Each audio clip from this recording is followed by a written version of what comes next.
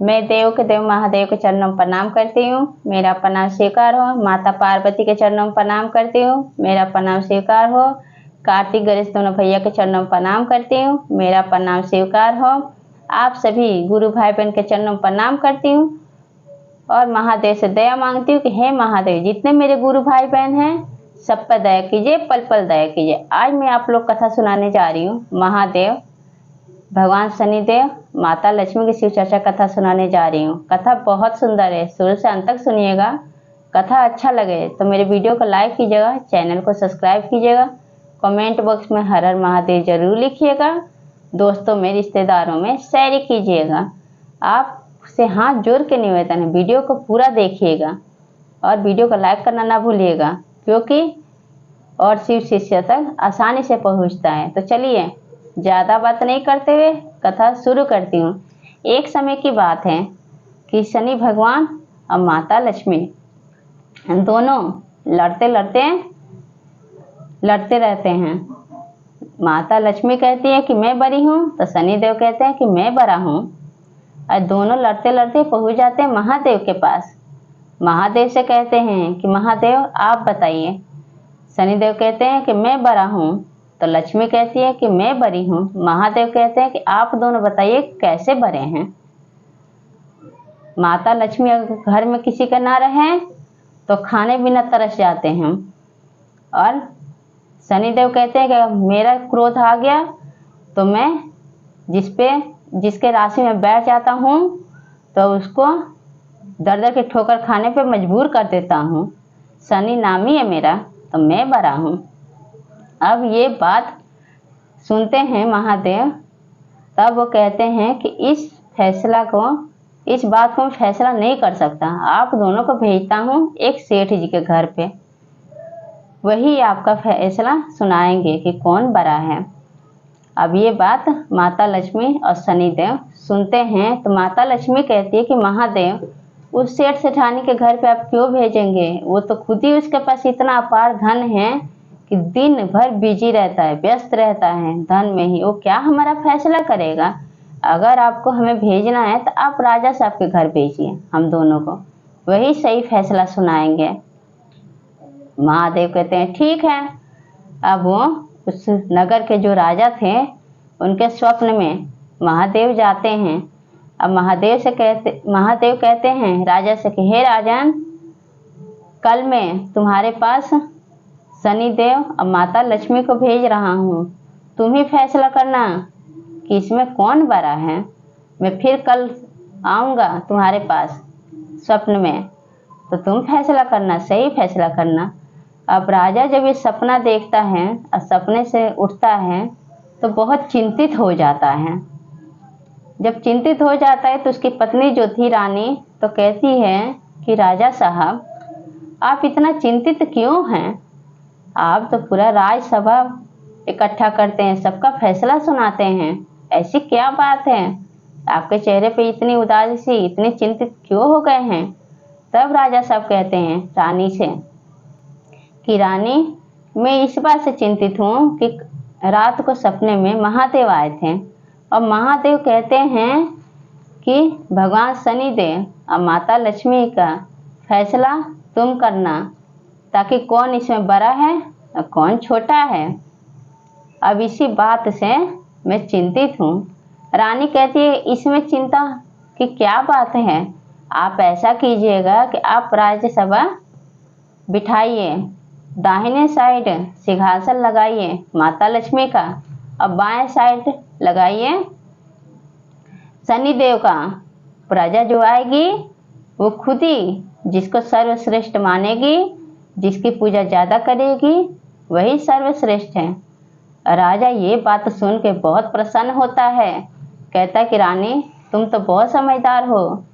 मेरे मुख पे तो इतना चिंता लगा हुआ था कि मैं कैसे इस बात का फैसला करूँगा, लेकिन तुमने बहुत अच्छा कर दिया।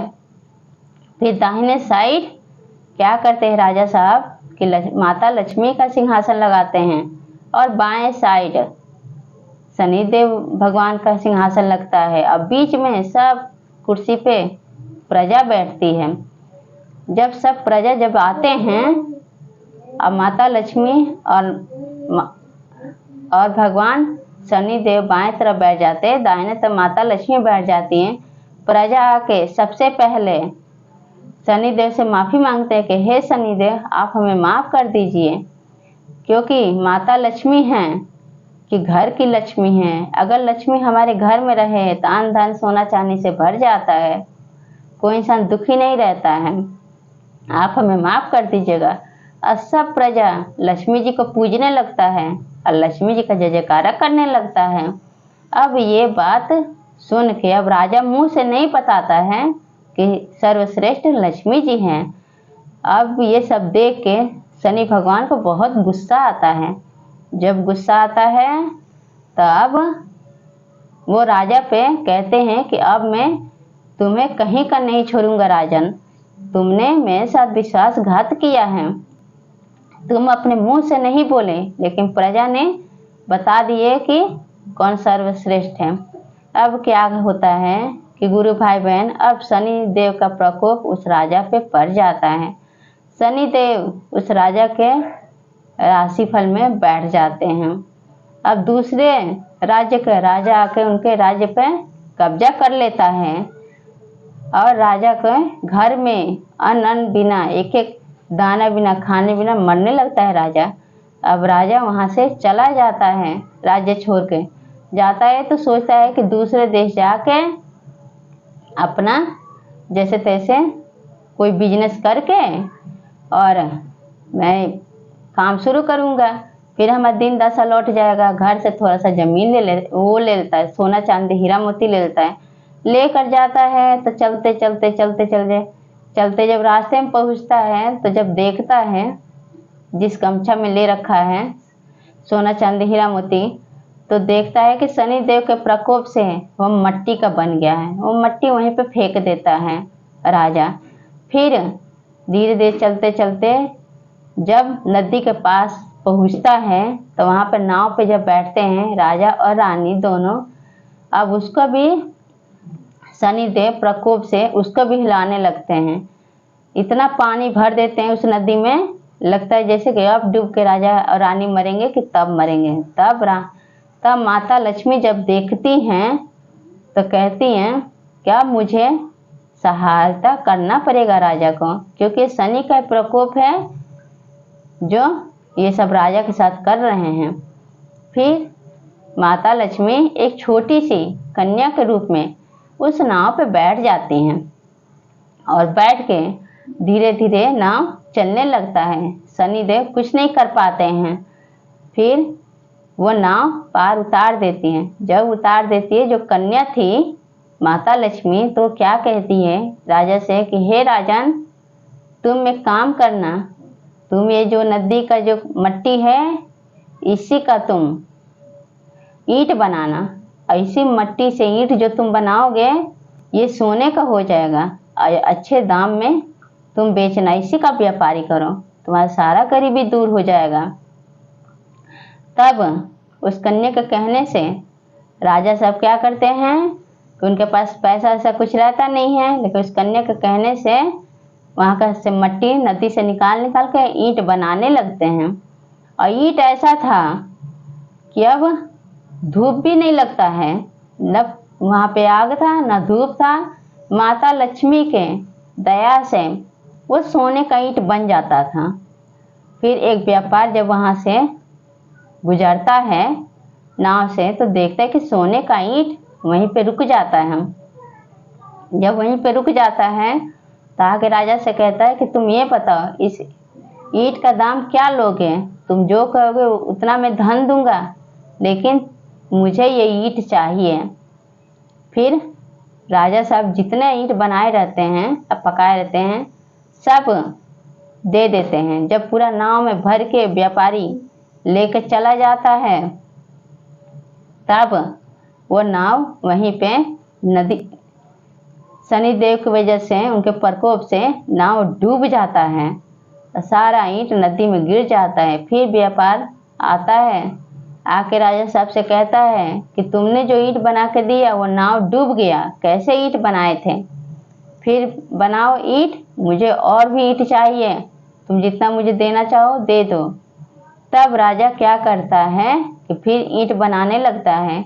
जैसे ईंट बना के रखता है वैसे ही गुरु भाई बहन जो शनिदेव थे वो इंद्रदेव से कहते हैं कि अब तुम बारिश बन के बरसो, बारिश बरसोगे ताकि राजा की ईंट जो है पक ना सके, क्योंकि उनको तो ईर्ष्या हो गया था, माता लक्ष्मी से जलन हो रहा था। सब जितना प्रजा था, राजा तो अपने मुंह से नहीं बोले थे कि शनि सर्वश्रेष्ठ नहीं है, लक्ष्मी सर्वश्रेष्ठ है, लेकिन फिर भी उनको प्रकोप का, क्रोध का भुगतान भुगतना पड़ा।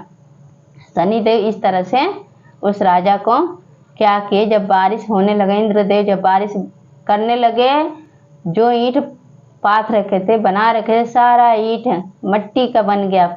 अब मट्टी बन के पानी में दह गया, नदी में सब चला गया।